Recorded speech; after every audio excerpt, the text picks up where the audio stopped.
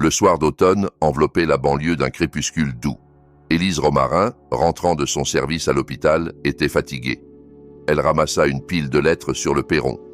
Parmi les factures et les prospectus, son regard s'attarda sur une enveloppe épaisse, marquée d'un sceau doré. Elle fronça les sourcils, pressentant quelque chose d'important, et, en entrant dans la maison, laissa tomber son sac par terre. « Je suis rentrée », lança-t-elle en ôtant son manteau. Damien, son fils de 7 ans, accourut du couloir en agitant une feuille de papier. « Maman, aujourd'hui, j'ai dessiné un dinosaure. Ma maîtresse a dit que c'était mon meilleur dessin. » Ses yeux brillaient de fierté. Élise sourit, lui ébouriffant tendrement les cheveux. « Bravo, montre-moi ça. » Elle entra dans la cuisine où Sophie, 10 ans, penchée sur son cahier, s'appliquait à résoudre des problèmes. Sébastien, son mari, venait de rentrer du travail. Il desserrait sa cravate tout en lançant la cafetière. « Qu'y avait-il dans le courrier ?» demanda-t-il en jetant un œil à sa femme. Élise sortit l'enveloppe. « Ça vient de Claire, apparemment. » Elle l'ouvrit et resta figée. Claire se mariait. Avec Paul Savarin. Sébastien siffla, surpris. Avec cet agent immobilier? C'est un poids lourd, non? Élise acquiesça. Paul Savarin était bien connu dans les cercles d'affaires locaux. Riche, accompli, réputé pour obtenir tout ce qu'il voulait. Elle parcourut rapidement l'invitation. Le mariage est dans 3 mois. Nous sommes tous invités. Élise et Claire avaient toujours été différentes. Élise, sérieuse et responsable, s'efforçait de répondre aux attentes de leurs parents. Claire, de 5 ans sa cadette, était vive, lumineuse, avec un sourire irrésistible qui séduisait tout le monde. Leurs parents, Anne et Victor, prenaient souvent Claire comme exemple. « Élise, prends modèle sur ta sœur, elle est tellement vive. » Cela blessait Élise, bien qu'elle n'en ait jamais rien dit. Elle avait obtenu son diplôme d'infirmière, épousé Sébastien, eu 2 enfants, bâti un foyer chaleureux. Mais au fond d'elle, elle avait toujours eu l'impression que Claire la devançait. Ce soir-là, après avoir couché les enfants, Élise s'assit dans sa chambre, fixant l'invitation. Claire brillait encore, diplômée en droit avec mention, travaillant dans un cabinet réputé et maintenant ce mariage prestigieux. Élise soupira. Sébastien, sortant de la douche, remarqua son air pensif. « À quoi tu penses ?»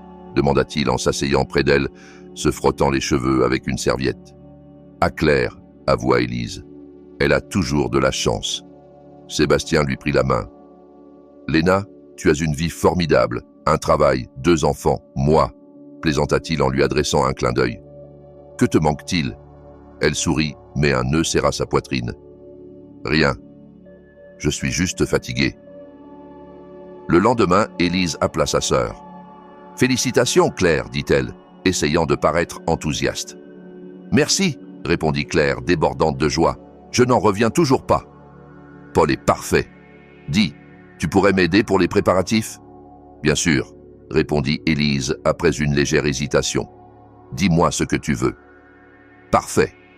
Déjeunons ensemble demain, je t'expliquerai tout. Claire rayonnait. Après avoir raccroché, Élise ressentit un mélange d'excitation et d'appréhension. Elle voulait être proche de sa sœur, mais une voix intérieure, ou peut-être quelque chose dans la voix de Claire, l'inquiétait. Elle repensa à son propre mariage. 15 ans auparavant, ils s'étaient mariés par amour. Les premières années avaient été passionnées, mais l'arrivée des enfants avait installé la routine. « C'est normal », se répétait-elle. Mais la flamme s'était éteinte. Lors du déjeuner au café, Claire était rayonnante. Elle racontait comment elle avait rencontré Paul, comment il lui avait demandé sa main sur le toit d'un restaurant. Élise écoutait, souriante, mais intérieurement, elle luttait contre l'envie.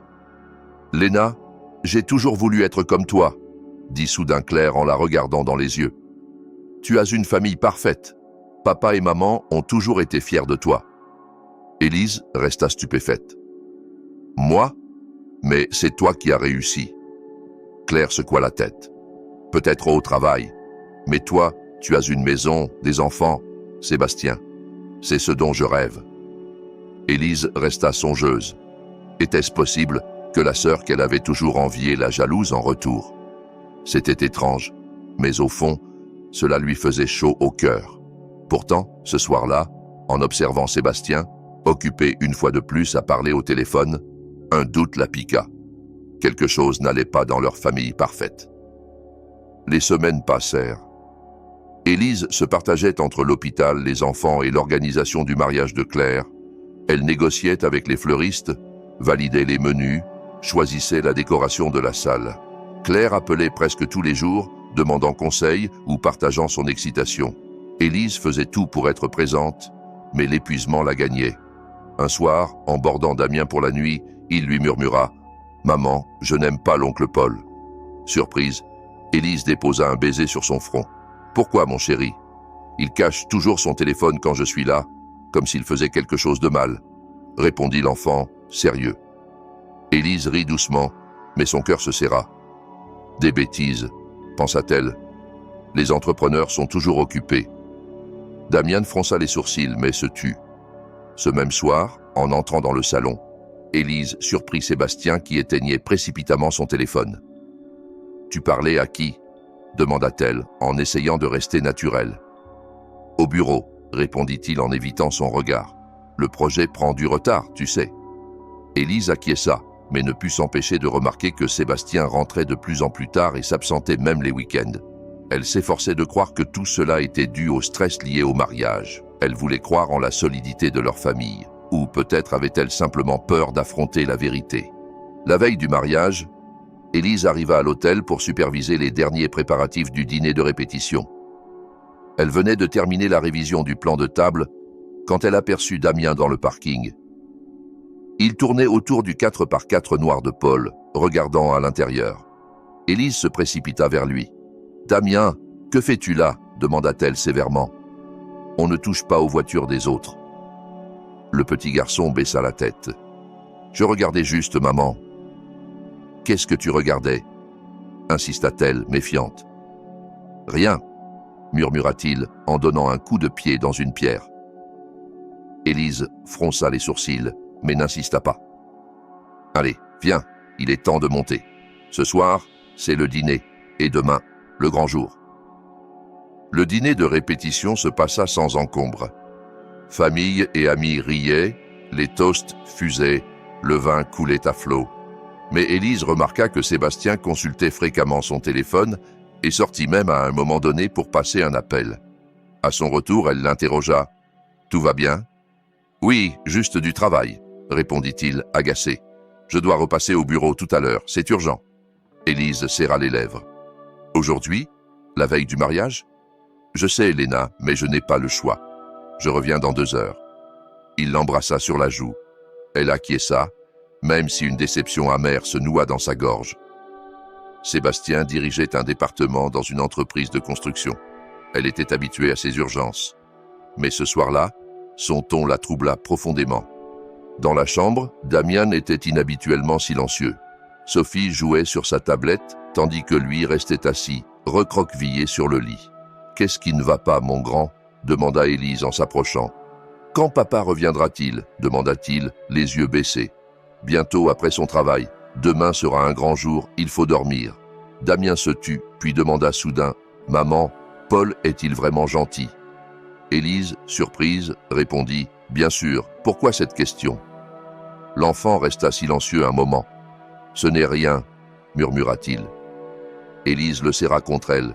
« Allez, brosse-toi les dents et au lit. » Les enfants s'endormirent, mais Sébastien ne rentrait toujours pas. Lorsqu'Élise tenta de l'appeler, elle tomba sur sa messagerie. Ce fut presque à minuit que la porte de la chambre s'ouvrit enfin. Sébastien entra, l'air épuisé, se frottant le cou.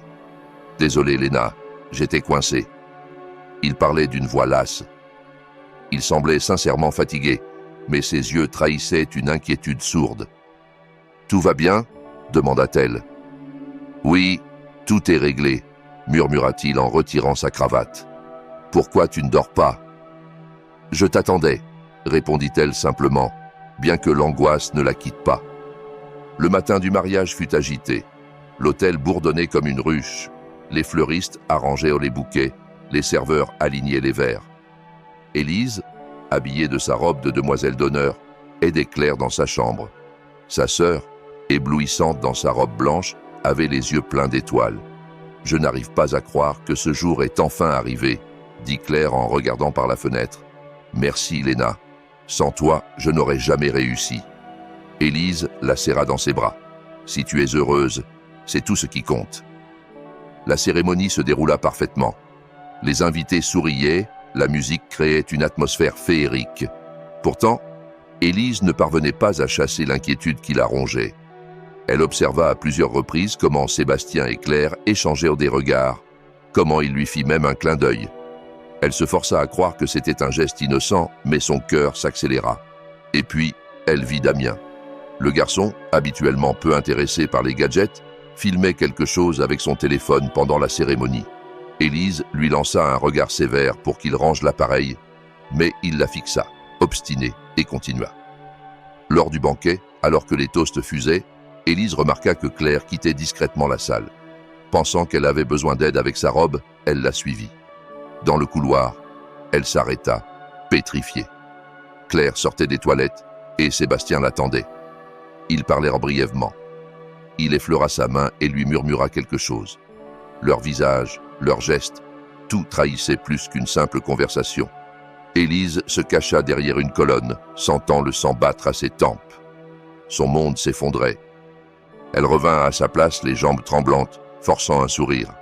Elle leva son verre, riait avec les invités, mais son regard revenait sans cesse vers Sébastien et Claire. Puis, elle vit Damien, assis à table, nerveux, jouant avec son téléphone.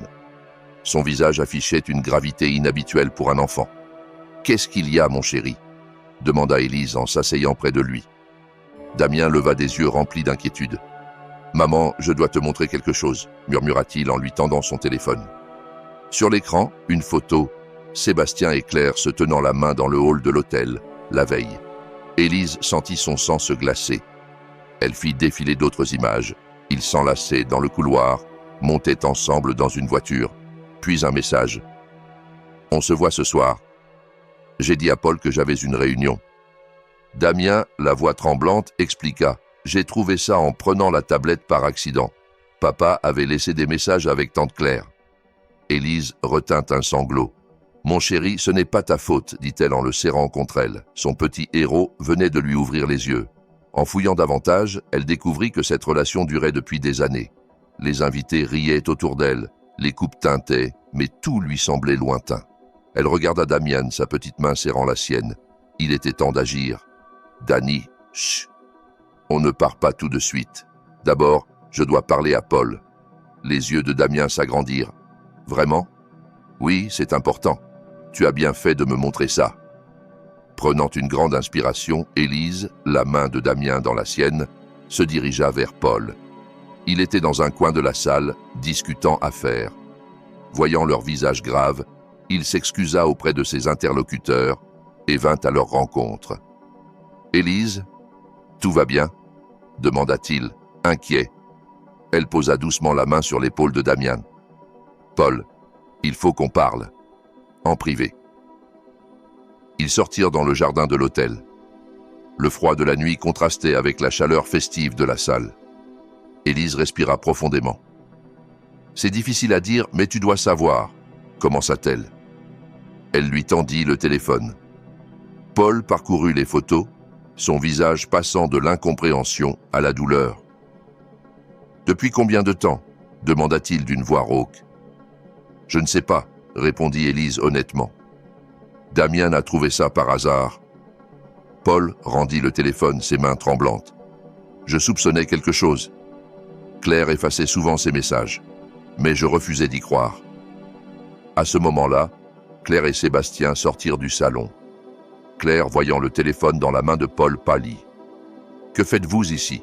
balbutia-t-elle. Sébastien se figea, son regard fixant le téléphone. « De quoi parles-tu » s'écria Claire en s'approchant. Mais Paul leva la main. « La vérité est se révéler, » dit-il froidement. « Je n'aurais jamais cru découvrir ça le jour de notre mariage. » Claire balbutia quelque chose. Sébastien tenta de s'expliquer. « Paul, ce n'est pas ce que tu crois. Nous parlions seulement de travail. »« Assez !» coupa Élise, la voix tremblante. 15 ans de mariage, 2 enfants, toute une vie. Vous avez tout détruit. » Claire tenta de saisir le téléphone, Mais Paul recula, lisant à haute voix. « On se voit ce soir ?» J'ai dit à Paul que j'avais une réunion. Un silence pesant s'abattit. Damien serra plus fort la main de sa mère. Claire éclata en sanglots. « Ce n'est pas ce que tu crois !» hurla-t-elle. « Alors pourquoi avec mon mari ?» demanda Élise, la voix coupante. Claire explosa. « Parce que tu as toujours été la préférée. Papa et maman t'admiraient. Moi, je vivais dans ton ombre. Sébastien, lui, me comprenait. » Élise éclata d'un rire amer. Toute cette jalousie cachée, cela n'excusait rien. Paul resta impassible. « Le mariage est annulé. Je m'excuserai auprès des invités. On ne construit pas une vie sur un mensonge. » Sébastien essaya encore de plaider. « Léna, écoute-nous. » Mais Élise coupa calmement. « C'est fini. Par respect pour nos enfants, pars sans faire d'histoire. Aujourd'hui. » Damien regarda son père, les yeux remplis de larmes. Élise serra son fils contre elle. « Allons chercher Sophie. On rentre. » Se tournant vers Claire, elle ajouta « Une vraie famille soutient, elle ne trahit pas. Tu as fait ton choix, ne reviens pas dans ma vie. » Sans se retourner, Élise partit, Damien dans une main, déterminée. Derrière elle, Claire criait quelque chose, mais Élise n'écoutait plus. Son monde s'était écroulé. Pourtant, grâce au courage de son fils, elle avait trouvé une force nouvelle. De retour à la chambre, Élise borda Sophie et Damien, mais elle ne dormit pas.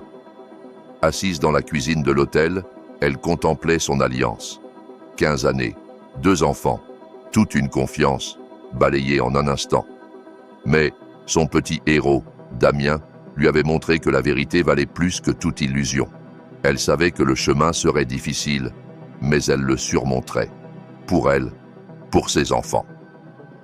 6 mois plus tard, Élise se tenait devant sa nouvelle maison dans une banlieue calme, déchargeant des cartons de la voiture. Le divorce avait été finalisé 1 mois auparavant, et elle avait recommencé une nouvelle vie avec les enfants. La maison était petite, mais charmante, avec un jardin où Damien rêvait déjà de planter un pommier. « Dany, Sophie, prenez les sacs !» cria-t-elle en ouvrant la porte. Les enfants accoururent, traînant leur sac à dos, tout juste revenus du week-end chez leur père, qu'ils voyaient 2 fois par mois. Élise avait changé de voie professionnelle. Elle était devenue conseillère familiale, utilisant son expérience personnelle pour aider d'autres familles en difficulté. Son travail avait désormais du sens, et même si Sophie et Damien ressentaient encore parfois le manque de leur père, ils s'adaptaient peu à peu à cette nouvelle vie. Un jour, Sophie lui demanda innocemment « Papa dit qu'il nous aime, mais alors pourquoi il a fait tout ça ?» Élise, patiente, répondit avec douceur « Les erreurs des adultes ne doivent jamais peser sur les enfants, ma chérie. » Elle leur apprenait, jour après jour, que leur valeur n'était pas déterminée par les fautes des autres. Un matin, la sonnette retentit. Élise ouvrit la porte et découvrit Paul tenant une petite violette en pot. « Pour ta nouvelle maison, » sourit-il, « qu'elle pousse aussi bien que ta nouvelle vie. » Élise l'invita à entrer. Depuis le mariage avorté, ils étaient devenus amis, d'une manière inattendue mais sincère. Tous deux avaient connu la douleur de la trahison, et petit à petit, à travers des cafés partagés et de longues discussions, ils avaient pansé leurs blessures. « Merci de m'avoir dit la vérité ce jour-là », confia Paul, assis dans le salon baigné de lumière. « Ça m'a fait mal, mais c'était nécessaire. » Élise acquiesça doucement. « C'est Damien, notre petit héros. Il a grandi trop vite, mais il tient bon. » Paul sourit. « Tu as élevé un garçon courageux. » Élise avait appris que Claire et Sébastien s'étaient séparés peu après le mariage annulé. Claire avait déménagé dans une autre ville et trouvé un nouvel emploi. Sébastien, de son côté, fréquentait une autre femme, mais Élise ne s'en souciait plus. Sa priorité était désormais sa famille et leur bonheur. À la veille du Nouvel An, Élise décorait la maison avec Damien et Sophie. Damien accrochait des guirlandes pendant que Sophie fabriquait des cartes de vœux. La maison était pleine de rires et de chaleur. Soudain, la sonnette retentit à nouveau. Élise ouvrit et resta figée. Sur le seuil, Claire se tenait là, amaigrie, les yeux cernés. « Est-ce qu'on peut parler ?» demanda-t-elle d'une voix hésitante. Élise resta silencieuse, mais finit par faire un pas de côté. « Aujourd'hui est un jour spécial, entre punto punto. » Claire entra. Damien la fixa un instant, puis lui fit timidement signe de la main. « Bonne année, tata Claire. » Élise observe sa sœur sans ressentir ni colère ni tendresse. Le pardon était encore loin, mais pour les enfants, elle fit un pas. Assise autour du sapin décoré, Élise réalisa que la famille ne se limitait pas au lien du sang. C'était la confiance, l'honnêteté, parfois même le pardon. Damien lui avait enseigné que la vérité est la base de tout. Le chemin pour reconstruire leur famille serait long, mais ce soir-là, un premier pas fut franchi. Élise savait, au fond d'elle, qu'ils y arriveraient, parce qu'ils avaient choisi la vérité.